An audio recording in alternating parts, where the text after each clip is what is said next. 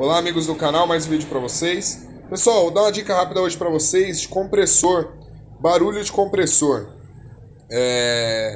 Muita gente vem até a oficina reclamando de barulho no carro, diz que já trocou rolamento, trocou isso e aquilo e nunca faz a avaliação do compressor. A gente está aqui com um compressor de um Celta, tá?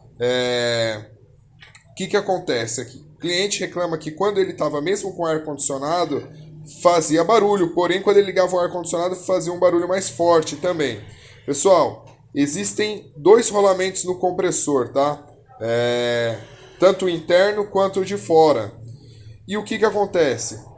Dependendo aí da situação, claro que isso precisa de uma avaliação. A gente está falando de casos que não são regras, vamos dizer assim. Cada caso é uma situação diferente. Esse compressor, vocês não vão conseguir ouvir, mas aqui, claro, ele não está no carro. Aqui é só o rolamento dele, da parte da polia aqui, ele funciona como ele estivesse desligado. Ele está apresentando barulho.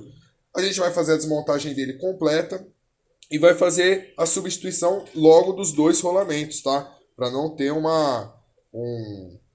problema futuro aí. Então, já que a gente vai abrir, vamos fazer essa manutenção já preventiva e corretiva, tá? Para o cliente ter seu problema sanado e não ter mais dor de cabeça quanto a isso, quanto ao barulho, tá?